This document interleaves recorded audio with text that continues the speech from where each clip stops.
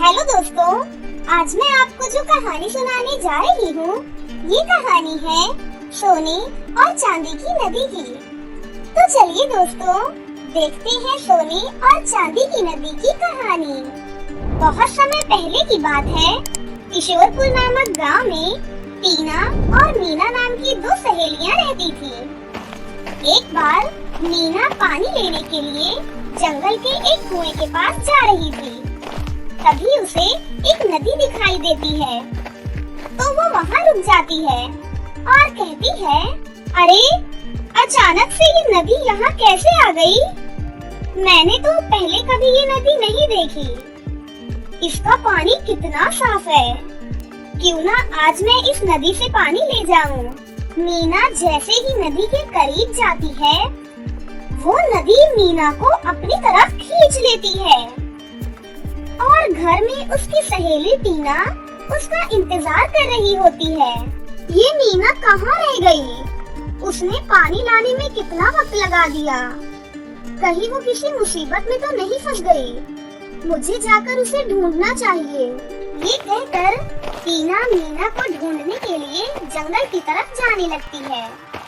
जंगल में पहुंचकर टीना को मीना का घड़ा दिखाई देता है। अरे ये घड़ा तो मीना का है, पर मीना कहाँ है? वो अचानक से कहाँ चली गई? टीना ये सोच ही रही होती है कि वहाँ पड़ा एक पत्थर बोलने लगता है। सुनो टीना, मीना को मायावी नदी ने खा लिया है। अब मीना कभी वापस नहीं आ पाएगी। इस जंगल में हर साल एक मायावी नदी आती है और जो भी उसके पास जाता है वो उसका शिकार करके वापस चली जाती है। क्या मीना को मायावी नदी ने खा लिया? अब क्या होगा? मुझे अपनी सहेली को वापस लाना है। प्लीज मुझे बताओ, मैं मीना को कैसे बचाऊं? मुझे कैसे भी करके मीना को उस नदी से निकालना ही होगा। एक रास्ता है मीना को वापस लाने का। आज रात में यहाँ से दूसरी नदी जाएगी, सुनहरी नदी। अगर तुम उस नदी को सोने और चांदी के दोनों घड़े दे दोगी तो वो तुम्हारी सहेली को वापस कर देगी। पर मुझे वो घड़े कहाँ से मिलेंगे? उन घड़ों के लिए मुझे क्या करना होगा? पहला घड़ा तुम्हें इस जंगल की परी के पास मिलेगा और दूसरा घड़ा तुम्हें इस जंगल की बुरी जादूगरनी के पास मिलेगा। अगर वो घड़ा लाने में तुम कामयाब होती हो तो तुम अपनी सहेली को बचा लोगी। मैं वो घड़े कैसे भी करके लेकर आऊंगी। अब मैं चलती हूँ। तुम्हारा बहुत बहुत शुक्रिया मेरी मदद करने के लिए। ये कहकर टीना वो घड़े लेने के लिए जंगल की परी के पास पहुँचती है। परी जी, मैं बहुत मुसीबत में हूँ। प्लीज मेरी मदद करिए। मेरी सहेली मीना मायावी नदी का शिकार बन गई है। मुझे उसे कैसे भी करके वापस लाना है।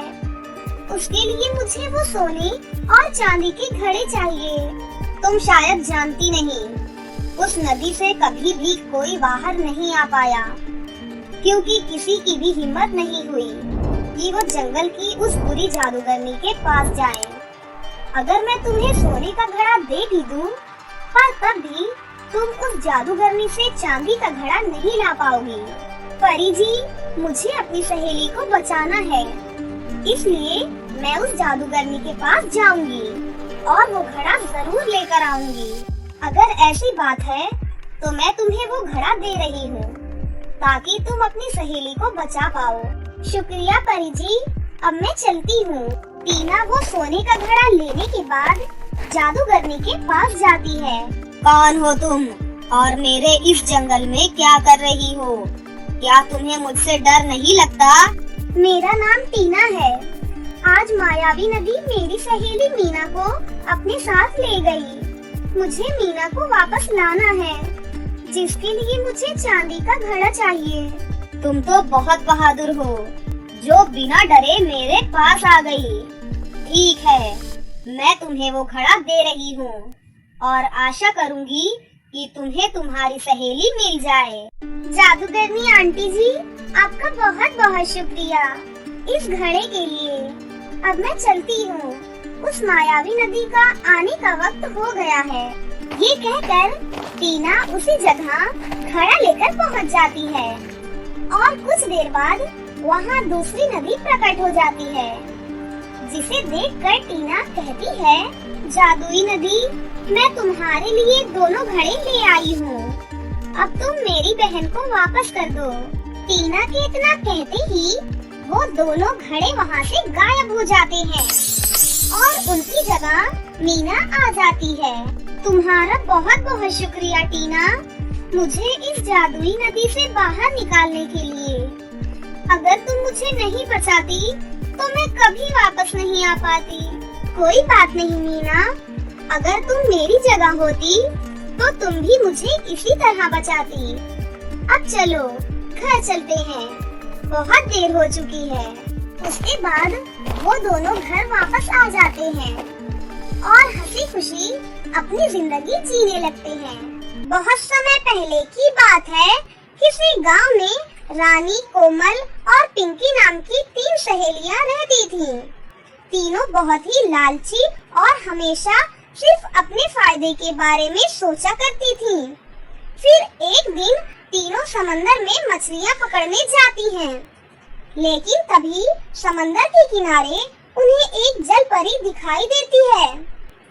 वो जलपरी बुरी तरह घायल थी। तभी जलपरी उन तीनों को देखकर उनसे मदद मांगने लगती है। मैं पूरी तरह घायल हूँ, मेरी मदद करो, कोई मेरी मदद करो प्लीज। हम तेरी मदद क्यों करें? हमारे पास बेकार का टाइम नहीं है, हम यहाँ मछलियाँ पकड़ने आई हैं। तेरी मदद करने के चक्कर में हम अपना संडे बर्बाद नहीं करना चाहते। हाँ, तुमने सही कहा, चलो जाकर मछलियाँ पकड़ते हैं। अगर तुम मेरी मदद करोगी तो मैं तुम्हें ढेर सारा सोना दूंगी। ये सुनते ही तीनों सहेलियाँ खुश हो जाती हैं। क्या सच में? क्या तुम हमें सोना दोगी?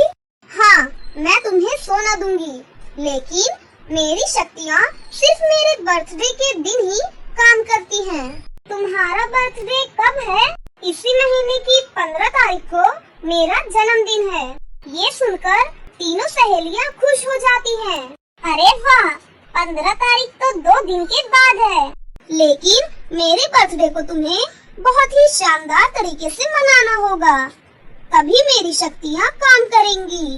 तुम चिंता मत करो, हम तुम्हारे बर्थडे पार्टी को अच्छी बनाने में कोई कसर नहीं छोड़ेंगे। उसके बाद वो तीनों जलपरी को उठाकर अपने घर ले जाती हैं और उसकी मरहम पट्टी करके उसे ठीक कर देती हैं।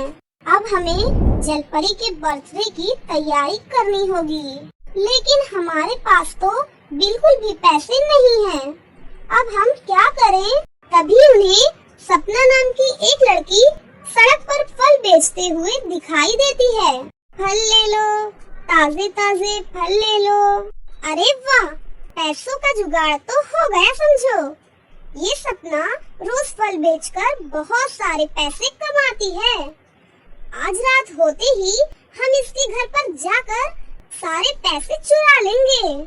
इस तरह वो तीनों गरीब सपना के घर से पैसे चुराने का प्लान बना लेती हैं। फिर रात होते ही वो तीनों सपना के घर में घुसकर उसकी अलमारी में रखे सारे पैसे चुरा लेती हैं। चलो, पैसों का जुगाड़ तो हो गया। फिर अगले दिन अपने घर से सारे पैसे गायब देख सपना हैरान रह जाती है और दुखी होकर रोने लगती है। अरे नहीं, ये सब क्या हो गया? मेरे सालों की मेहनत की कमाई कौन चुरा ले गया? सपना को रोते हुए देख तीनों सहेलियां बहुत खुश होती हैं। हमने सपना के घर में चोरी कर ली और उसे कुछ पता भी नहीं चला। अब हम इन पैसों से जलपरी का बर्थडे बहुत ही शानदार तरीके से मनाएंगे। उसके बाद वो तीनों पूरे घर को सजाकर जलपरी के लिए 5 स्टार होटल से महंगा खाना और बड़ा सा बर्थडे केक ऑर्डर करके मंगा लेती हैं। देखते ही देखते वो तीनों जलपरी के बर्थडे में बहुत सारे पैसे खर्च करती हैं। अपनी इतनी खातिरदारी जलपरी बहुत खुश होती है। इस तरह वो तीनों बहुत ही शानदार तरीके से जलपरी का बर्थडे सेलिब्रेट करती हैं। देखो जलपरी, जैसे तुमने कहा था, हमने बिल्कुल उसी तरीके से तुम्हारा बर्थडे बहुत ही शानदार तरीके से मनाया है। चलो अब हमें ढेर सारे सोने के सिक्के दो। नहीं नहीं, मैं तुम्हें कोई सोना नहीं देने वाली। तुम तीनों अपने आप को बहुत ही होशियार समझती हो ना, लेकिन मैं तुमसे भी ज्यादा होशियार हूँ। मुझे सब पता है। तुम तीनों ने मिलकर पड़ोस में रहने वाली गरीब लड़की के यहाँ से पैसे चुराकर मेरा बर्थडे मनाया है। इसीलिए मैं उस लड़की को सोना देकर उसकी गरीबी दूर करूँगी। अरे नहीं, ये तुम क्या कह रही हो जलपरी? तुम तो हमें धोखा दे रही हो। तुम जैसी लालची और धोखेबाज लड़कियों के साथ ऐसा ही सलूक करना चाहिए। इतना कहकर जलपरी हवा में उड़ते हुए सपना के घर में पहुंच जाती है और अपनी जादुई शक्ति से उसके घर में सोने के सिक्कों की बारिश करने लगती है। ये देख सपना बहुत खुश होती है। ये सारे सोने के सिक्के तुम्हारे लिए है सपना। इन्हें बेचकर तुम अपनी जिंदगी बेहतर तरीके से जियो। अब तुम्हें जिंदगी में कभी किसी भी चीज की कमी नहीं होगी। मुझ गरीब की मदद करने के लिए तुम्हारा बहुत बहुत शुक्रिया जलपरी जी। इस तरह जलपरी सपना को अमीर बनाकर वहाँ से गायब हो जाती है। सपना को खुश होते हुए देख तीनों सहेलियों को उससे बहुत जलन होती है, लेकिन अब वो चाहकर भी कुछ नहीं कर सकती। इस तरह वो तीनों सहेलियां अपना सर पीट कर रह जाती हैं। तो आपने देखा दोस्तों, जलपरी की जादुई बर्थडे पार्टी की कहानी। इस कहानी से हमें ये सीख मिलती है कि हमें कभी भी अपने फायदे के लिए किसी को धोखा नहीं देना चाहिए, वरना हमें बहुत ही पछताना पड़ सकता है। अगर आपको ये कहानी अच्छी लगी हो तो जरूर लाइक करें और हमारे चैनल जियो छोटू टीवी को सब्सक्राइब भी कर लें। और हाँ दोस्तों, हमें कमेंट करके जरूर बताना कि आपको ये कहानी कैसी लगी।